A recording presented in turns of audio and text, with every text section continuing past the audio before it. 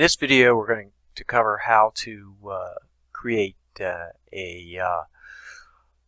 temperature report for a BMU Pro as well as a cycle report for a BMU Pro. These are two new reports that are included in versions 5.0 and higher. So if you have a lower version than that of your Access Service Tool software, you're going to need to contact Ecotech, get a link to download and replace your existing files. So you can contact us at 937-606-2793. Ask for Todd Jones or Dave Bollinger, and we'll be happy to get you a link to those files so that you can update your Service Tool software to the latest version with this new capability. First, we want to choose the battery that we want to use and also the time period. So the first thing we're going to do is go into View Details and go into the history log and choose the time period. In this particular case, I'm going to use from the download date of 11/6, and I want to go back through the beginning of August. So I'm going to go up here to this guy here. You can see that's 41, so I want to subtract 40 from the bottom number here, which is 63, so that's 23. So let's remember that number, 23 cycles.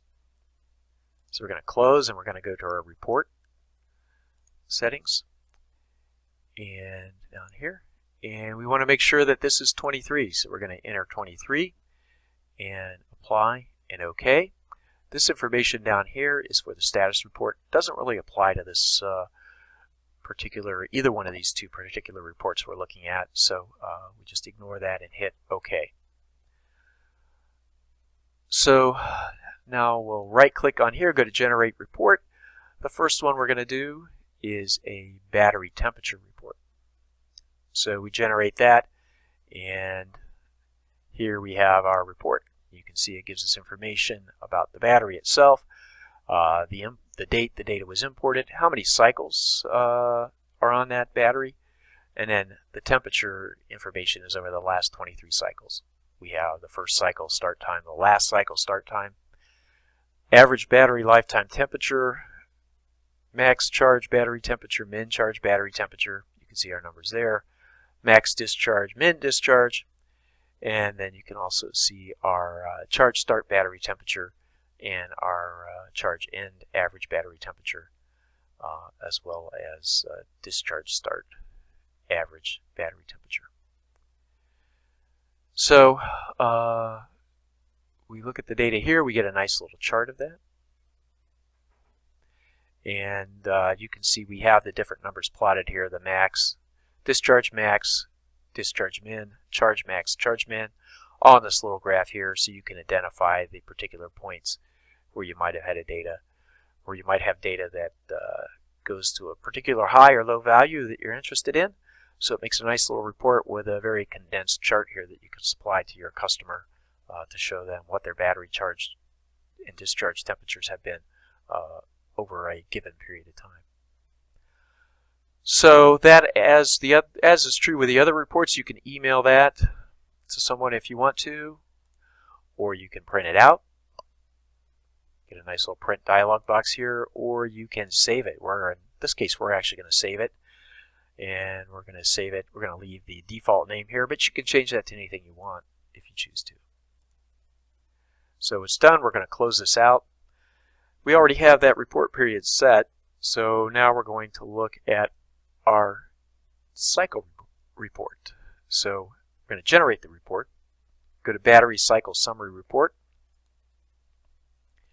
and now we have all the cycle summaries with the data split into charge and discharge portions of each individual cycle. And you can see we have multiple pages. You can scan from one page to the next. We also have some summary data down here over the time period that you selected regarding that data. So we go back to the beginning, and there's our data. You can see we have the date and time. We have whether it's a charge or discharge. We have the active time for that particular event as opposed to the resting time for that particular event, broken out for each discharge event and each charge event separately. We also have the ampere hours for those events as well as the start, min and max and end voltage of those particular events, as well as the start, min, max, and end temperature for those particular events. So it gives you an opportunity to go down through the data, look at that if you've got a temperature issue or a over discharge issue or something like that that you're trying to track down.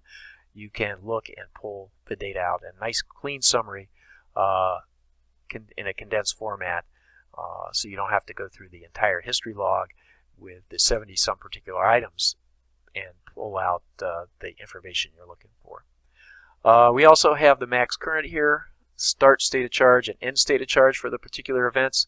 So it also gives you a convenient way to scroll down through and look and see, well, hey, am I ever over discharging? You know, like, wow, why did I go down to such a low state of charge here in this particular application or this particular date?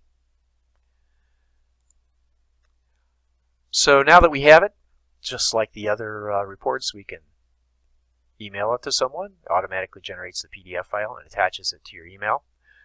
We could print it out, or we can save it, which again, we're going to do that. Again, it comes out. This has a more generic report name. However, you can name it whatever you want and save it, and it will save under that name, and then we can close it out. As always, if you have any questions, please don't hesitate to contact Ecotech at 937-606-2793. You can ask for Todd Jones or Dave Bollinger. We'll be happy to answer any questions you might have.